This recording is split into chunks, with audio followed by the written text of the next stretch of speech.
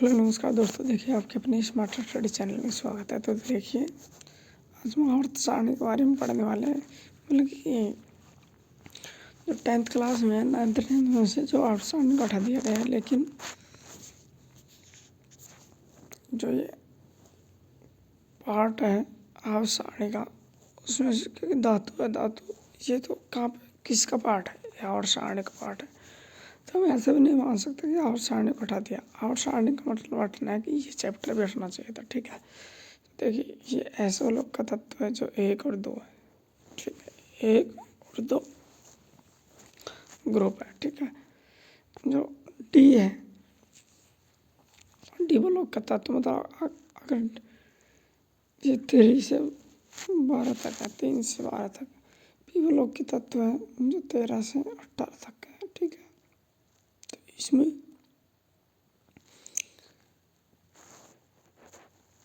है जो P block में जो 18 की तरफ है, ये अक्रिय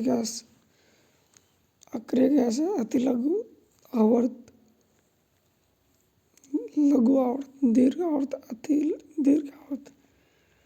और ये RH है जो सिक्का धातु है। ठीक है, अगर आवर्त सारणी ऊपर से नीचे आएंगे तो आकार बढ़ेगा, जबकि बाएं से दाएं जाएंगे तो आकार घटेगा। ये ध्यान रखना। देखिए सन 1800 ईस्वी में लगभग 30 तत्वों की खोज हो चुकी थी। इसको व्यवस्थित अध्ययन करने के लिए आवर्त सारणी बनाई गई थी। इस आवर्त सारणी बनाने के पीछे का कारण यह था कि तत्वों को उनके लक्ष्यों के आधार पर व्यवस्थित किया गया था। आवर्त सारणी बनाने का प्रयास किसने किया? तो डोबेरायर का त्रिक नियम जो 1817 में दिया गया, न्यूलैंड्स का अष्टक नियम जो 1866 में दिया गया, मेंडलीव की आवर्त सारणी जो 1872 में दी गई, हेनरी मोजले की आधुनिक आवर्त सारणी जो 1913 में प्रस्तुत की गई। डोबेरायर का त्रिक नियम देखिए, आवर्त सारणी बनाने का पहला प्रयास डोबेरायर के द्वारा किया गया। डोबेरायर ने 3 तत्वों का समूह बनाया। इन्होंने द्रव्यमान संख्या के आधार पर तत्वों को व्यवस्थित किया। यह बढ़ते हुए क्रम में व्यवस्थित किया। देखिए पहला लिथियम, सोडियम और पोटेशियम का जोड़ा था।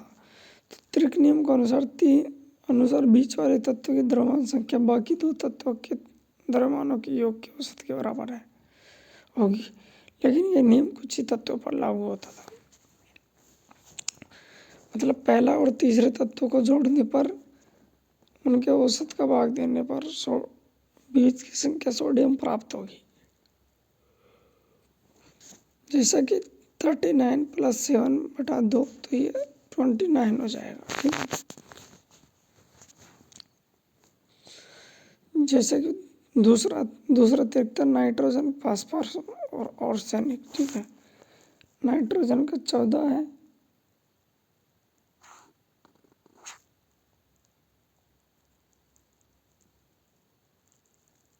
और फास्फोरस का है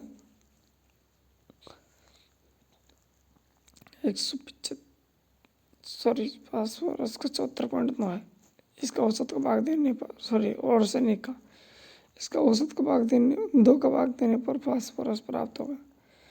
तीसरा त्रिक था कि कैल्शियम, स्ट्रोनियम और बेरियम, जब इनके 40 + 137 में 2 का भाग देंगे तो ये SR स्ट्रोनियम प्राप्त होगा। ऐसे क्लोरीन, ब्रोमीन और आयोडीन, इनमें 35.5 + 127/2 करेंगे तो लगभग ब्रोमीन प्राप्त होता है। ठीक है,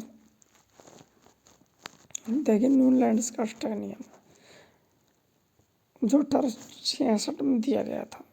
न्यूलैंड से तत्वों को द्रव्यमान संख्या के आरोही क्रम में व्यवस्थित करने का प्रयास किया गया था। इनके पास कुल 56 तत्व थे। पहला तत्व हाइड्रोजन था और अंतिम तत्व मतलब 56वां थोरियम था। इस समय तक अक्रिय गैसों की खोज नहीं हुई थी। अष्टक नियम, इस नियम के अनुसार हर 8वें तत्व के गुणधर्म पहले तत्व के समान होंगे। अष्टक नियम जैसा कि इन्होंने तत्वों को एक संगीत के आधार पर व्यवस्थित किया गया था। कौन सा? सा री गा मा पा धा नी। फिर वापिस सा री। हर आठवां तत्व मतलब हर आठवां तत्व का गुणधर्म समान होगा। जैसे helium, lithium, beryllium, boron, carbon, nitrogen, oxygen. तो ये हाइड्रोजन हाइड्रोजन का फ्लोरीन के बराबर गुणधर्म होगा, और लिथियम का सोडियम, बेरिलियम का मैग्नीशियम, बोरॉन का एल्यूमिनियम का, कैल्शियम, कार्बन का सिलिकॉन, नाइट्रोजन का फास्फोरस की, और ऑक्सीजन का सल्फर के समान होगा। मतलब हर आठवें तत्व का गुणधर्म समान होगा। इस नियम के अनुसार हर आठवें तत्व के गुणधर्म पहले तत्व के समान होगा। न्यूलैंड्स का ट्रस्ट नियम की कमियां क्या थी? यह नियम हल्के तत्व पर ही लागू होता था। यह नियम कैल्शियम तक ही लागू हो रहा था। न्यूलैंड से बोला कि भविष्य में तत्वों की खोज नहीं होगी। इन्होंने अपनी आवर्त सारणी में दो तत्वों को एक साथ रखा। इन्होंने लोहा को कोबाल्ट के साथ व निकेल से दूर रखा। कोबाल्ट और निकेल से दूर रखा। मेंडलीव की आवर्त सारणी नाम दिया कौन ने? डिमित्री इवानोविच मेंडलीव ने, मतलब रूसी वैज्ञानिक थी, इसने नाम दिया। मेंडलीव की आवर्त सारणी का प्रकाशन 1872 में हुआ था। मेंडलीव की आवर्त सारणी का जनक माना जाता है मेंडलीव को। ठीक है। तत्वों को द्रव्यमान संख्या के आरोही क्रम में व्यवस्थित किया गया और रासायनिक गुणधर्मों को समानता के आधार पर तत्वों को व्यवस्थित किया गया।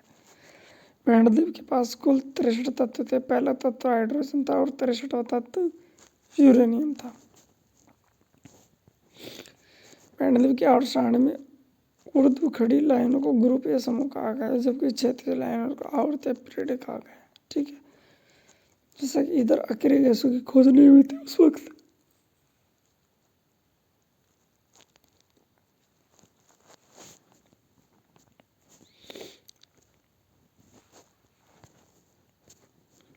मेंडल ने अपनी आवर्त सारणी के बीच बीच में रिक्त स्थान छोड़े और भविष्य में नए तत्वों की खोज के लिए कहा।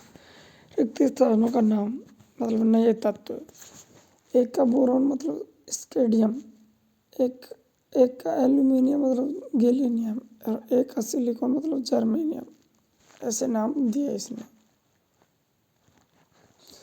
मेंडलीव ने अपनी आवर्त सारणी के शीर्ष पर ऑक्साइड व हाइड्रोजन के सूत्र को जगह दी।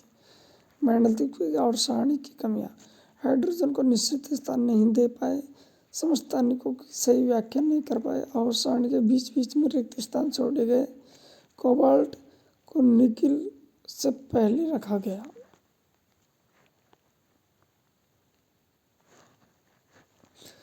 हेनरी मोजले की आधुनिक आवर्त सारणी इसे 1913 में तैयार किया गया। 1913 में हेनरी मोजले द्वारा तैयार किया गया। हेनरी मोजले ने तत्वों को परमाणु क्रमांक के आधार पर तत्वों को व्यवस्थित किया गया। इन्होंने कहा कि तत्वों के गुणधर्मों की परमाणु संख्या का आवर्त फलन है। आधुनिक आवर्त सारणी में कुल 118 तत्व है। वर्तमान में 118 तत्व है। आधुनिक आवर्त सारणी समूह ग्रुप की संख्या 18 जबकि आवर्त की संख्या 7। आधुनिक आवर्त सारणी का प्रथम तत्व हाइड्रोजन तथा अंतिम तत्व ओगेनेसाई है। आधुनिक आवर्त सारणी को 4 खंडों में बांटा गया है: एस ब्लॉक, पी ब्लॉक और डी ब्लॉक और एफ ब्लॉक। ठीक है। जो कि इस आधार पे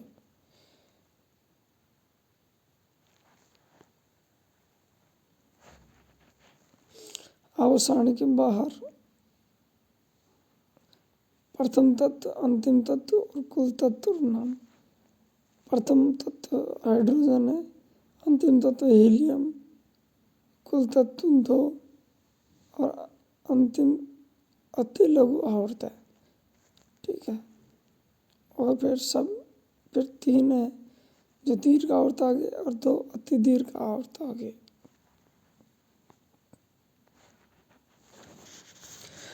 18 वर्ग या समूह 7 आवर्त और 4 4 ब्लॉक खंड है, ठीक है। S block, P block, D block और एफ ब्लॉक।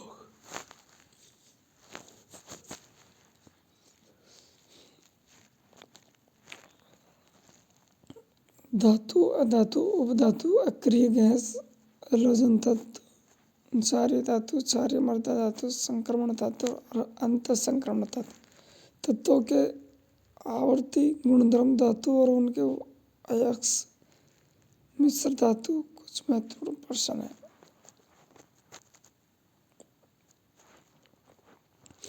आधुनिक आवर्त सारणी, आधुनिक आवर्त सारणी को 4 खंडों में बांटा गया। एस ब्लॉक, एस ब्लॉक में देखिए ऐसे तत्व जिनमें अंतिम इलेक्ट्रॉन एस उपकोष में भरा जाता है एस ब्लॉक कहलाते हैं। जैसे 1s बराबर 1s1, 2He बराबर 1s2, 3Li मतलब 3Li मतलब 1s2, 2s1 और 4s4 भी ऐसे। इसका अंतिम तत्व एस ब्लॉक का है, तो यह एस ब्लॉक के तत्व। इसका अंतिम तत्व एस ब्लॉक का नहीं है, इसलिए यह एस ब्लॉक का तत्व नहीं है।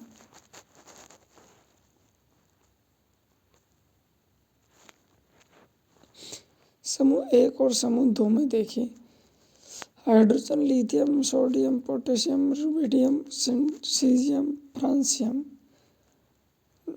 हाइड्रोजन एक धातु है। सेकंड में देखिए beryllium, magnesium, calcium, strontium, barium और रेडियम। ग्रुप 1 के तत्वों को क्षारीय धातु कहा जाता है। अपवाद हाइड्रोजन या धातु। ग्रुप 2 के तत्वों को क्षारीय मृदा धातु कहते हैं। एस ब्लॉक के सारणी में बाईं ओर स्थित है। फ्रांसियम व रेडियम दोनों रेडियो एक्टिव तत्व है। वाहनों पर घुमाव की जगह पर चमकीली पन्नी का लगा होना वह रेडियो एक्टिव तत्व है। इनसे अल्फा बीटा गामा किरणें निकलती हैं। पी ब्लॉक के तत्व, ऐसे तत्व जिनमें अंतिम इलेक्ट्रॉन पी ब्लॉक में भरा जाता है पी ब्लॉक के तत्व कहलाते हैं। ग्रुप 13 में ग्रुप 18 तक के तत्वों को पी ब्लॉक के तत्व कहते हैं, जैसे वर्ग 13, वर्ग 14, वर्ग 15, वर्ग 16, वर्ग 17 और वर्ग 18 ये पी ब्लॉक के तत्व। वर्ग 18 तत्व को अक्रिय गैस कहा जाता है। वर्ग 17 के तत्व को हैलोजन तत्व कहा जाता है, जबकि वर्ग 16 के तत्व को चैलकोजन तत्व कहा जाता है।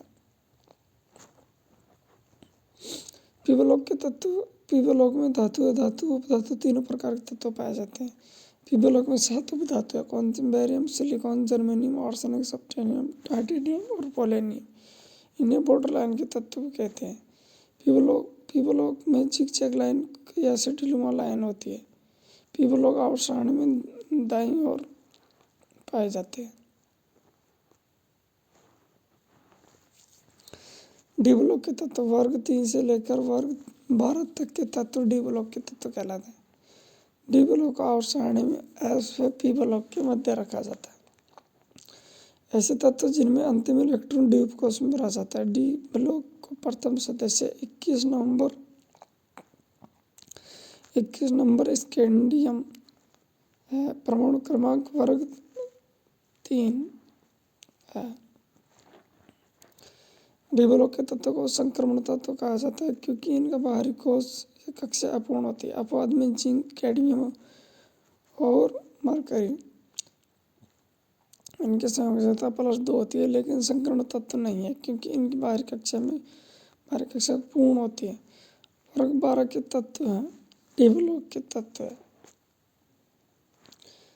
एग्जाम्पल जैसे कि सिंकडियम है जो संक्रमण तत्व 1s2, 2s2, 2p6, 2s2, 2p6, 4s2 और 3d1। कक्षा 4 होती K11, डी उपकोष, बाहरी उपकोष अपूर्ण होता है इसमें, ठीक है। डी ब्लॉक के तत्व परिवर्तनशील संयोजकता दिखाते हैं, जैसे ferrous +2, ferrous 3, zinc, cadmium, mercury सब +2 तत्व वो दिखाते हैं। डी ब्लॉक के तत्वों का उपयोग उत्प्रेरक व खनिजों के रूप में किया जाता है। Copper, argon, aurum. वर्ग 11 के तत्व ही सिक्का धातु कहते हैं। टंगस्टन का उपयोग बल्बों के फिलामेंट बनाने में किया जाता है क्योंकि इनका गलनांक उच्च होता है 3380 सेल्सियस। सबसे भारी धातु ओस्मियम 97, लैंथेनियम वर्ग 3 में, और 89 AC एक्टेनियम जो डी ब्लॉक के तत्व है। एफ ब्लॉक के तत्व, ऐसे तत्व जिनमें अंतिम इलेक्ट्रॉन एफ कोष में भरा जाता है एफ ब्लॉक कहलाता है। एफ ब्लॉक को आवर्त के बाहर रखा जाता है। डी ब्लॉक के तत्व को अंत संक्रमण तत्व कहा जाता है क्योंकि इनकी 2 बाहरी कक्षाएं अपूर्ण होती हैं। डी ब्लॉक के कुल 28 तत्व आते हैं। 14 तत्व लैंथेनॉइड श्रेणी और 14 तत्व एक्टिनॉइड श्रेणी के आते हैं। नोबेल गैस या उत्कृष्ट गैस या अक्रिय गैस या दुर्बल गैस या शून्य वर्ग 18वें वर्ग के तत्व। अक्रिय गैसों की खोज लोकियर, रिले व रेमंजी ने की थी। आधुनिक आवर्त सारणी में अक्रिय गैसों को 18वें ग्रुप में रखा गया। अक्रिय गैस को पी ब्लॉक में रखा गया। इसमें देखिए, किसी भी आवर्त का अंतिम तत्व एक अक्रिय गैस होता है। जैसे पहला हीलियम, बाहरी कोश में 2 इलेक्ट्रॉन, संयोजकता 2 और अक्रिय गैसों की संख्या 0। अक्रिय गैसों की संयोजकता 0। दूसरा नियोन, बाहरी कोश में 8 और संयोजकता 8। आर्गन में बाहरी कोश में 8 इलेक्ट्रॉन, संयोजकता 8। क्रिप्टॉन की भी 8, मतलब इन सब की है जो बाहरी कोश में 8 और संयोजकता 8 होती है, जबकि अक्रिय गैसों की संयोजकता 0 होती है। अक्रिय गैसों के बाहरी कोश में 2 व 8 इलेक्ट्रॉन होते हैं। अक्रिय गैसों में संयोजक इलेक्ट्रॉन की संख्या 2 व 8 होती है। अक्रिय गैसों की संयोजकता 0 होती है, इसलिए इसे शून्य वर्ग के तत्व कहते हैं। हमारे वायुमंडल में 1% अक्रिय गैस पाई जाती है। वायुमंडल में सर्वाधिक मात्रा में पाई जाने वाली अक्रिय गैस ऑर्गन है, 0.93% पाई जाती है। हीलियम सबसे हल्की अक्रिय गैस है। सबसे हल्की गैस हाइड्रोजन है। ब्रह्मांड में सर्वाधिक मात्रा में पाई जाने वाली अक्रिय गैस है। इसके खोजकर्ता फ्रैंकलाइट व लोकियर है। और देखिए, इसका उपयोग गुब्बारे में अस्थमा या दमा रोग से ग्रसित व्यक्तियों में, आजू वायुयानों के टायरों में हीलियम के स्थान पर नाइट्रोजन का उपयोग किया जाता है। खाद्य पदार्थों के संरक्षण में रिएक्टर में प्रतिशत मतलब शीतलक के रूप में गोताखोरों के सिलेंडर के में ऑक्सीजन के साथ हीलियम का उपयोग किया जाता है।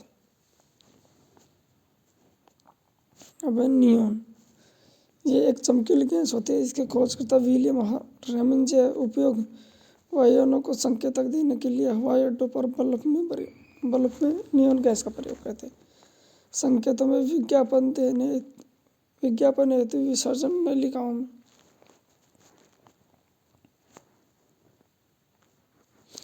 अब ऑर्गन, वायुमंडल में सर्वाधिक मात्रा में पाई जाने वाली अक्रिय गैस है। इसके खोजकर्ता रिले हैं। उपयोग विद्युत बल्ब और ट्यूबलाइट में ऑर्गन गैस का प्रयोग किया जाता है। आर्क वेल्डिंग में प्रदीप्ति में चमकीला नाइट्रोजन, ऑक्सीजन, आर्गन और carbon. 78% nitrogen, 21% oxygen, 0.93% argon, carbon dioxide 0.03% होती है। अब जीनोन, एकमात्र अक्रिय गैस जिनमें यौगिक बनाने की क्षमता पाई जाती है। इसकी खोजकर्ता Ramsay. Xenon xenon F2, xenon F4, xenon F6 और फ्लोरीन के साथ मिलकर यौगिक बनाता है। क्रिप्टॉन, इसकी खोजकर्ता रेमजे ने की। यह चमकीली गैस है। इसका उपयोग विद्युत विसर्जन नलिकाओं में किया जाता है। और रेडोन एक रेडियोएक्टिव तत्व है। इसका उपयोग कैंसर के इलाज में किया जाता है। यह वायुमंडल में अनुपस्थित होता है। इसके खोजकर्ता डॉर्न है 1902 में। ओगेनोसोन आवर्त सारणी का अंतिम तत्व 118वें नंबर का है। महत्वपूर्ण तथ्य, आवर्त सारणी का प्रथम तत्व भविष्य के ईंधन, सबसे हल्की गैस और आवर्त तत्व मतलब न्यूट्रॉन रहित। ये कौन सा? हाइड्रोजन। ब्रह्मांड में सर्वाधिक मात्रा में पाई जाने वाली गैस कौन सी है? हाइड्रोजन 71%। वायुमंडल में सर्वाधिक मात्रा में पाई जाने वाली गैस कौन सी है? नाइट्रोजन 78%। सबसे हल्की धातु लिथियम। सबसे भारी धातु ओस्मियम। सर्वाधिक गलनांक वाली धातु टंगस्टन, जिसका 3380 डिग्री सेल्सियस। सर्वाधिक क्रियाशील धातु पोटेशियम।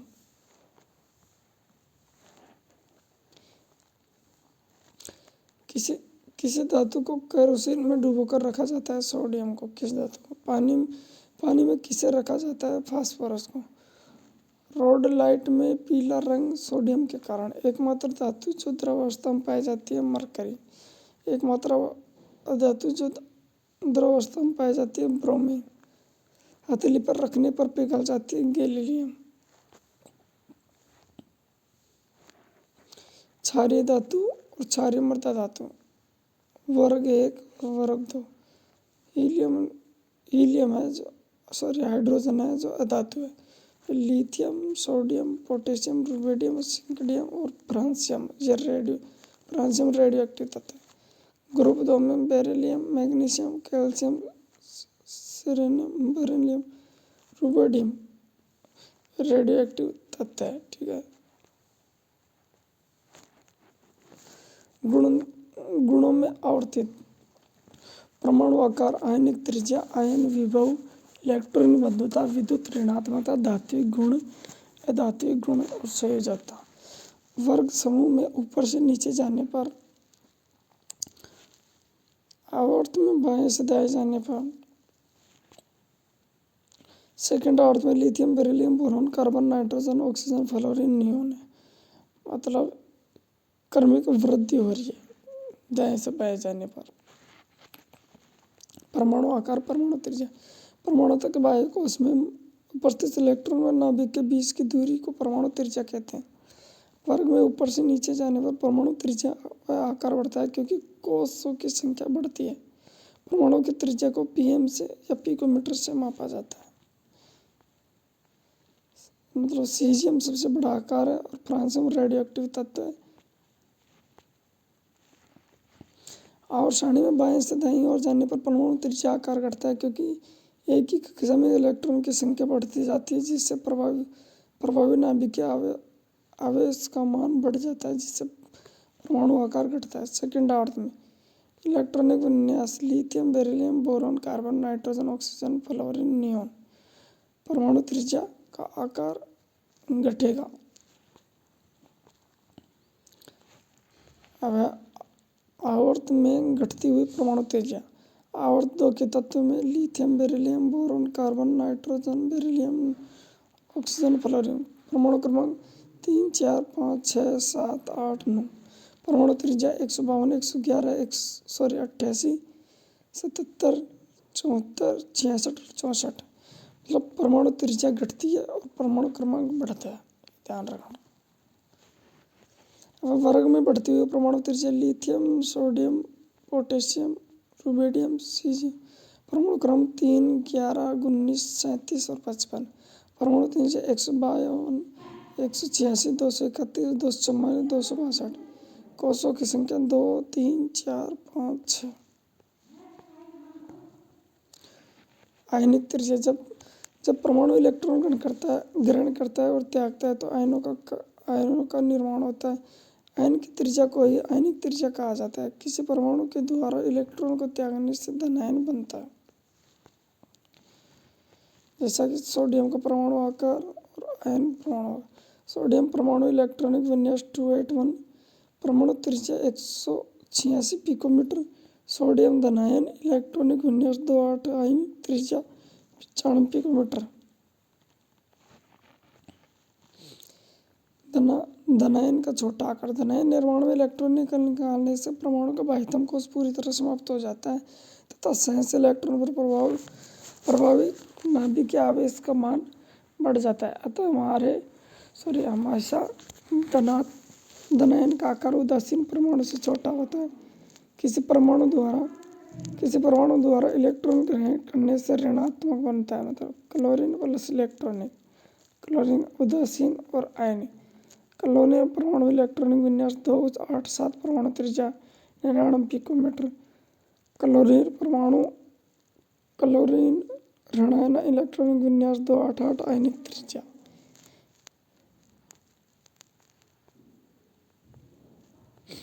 मतलब ऋणायन का बड़ा आकार होता है। ठीक है, तो देखिए वीडियो अच्छी लगे तो वीडियो को लाइक करना, चैनल को सब्सक्राइब करना और वीडियो को डिस्क्रिप्शन में हमारा टेलीग्राम का लिंक है, उसे भी जाकर ज्वाइन करना। धन्यवाद।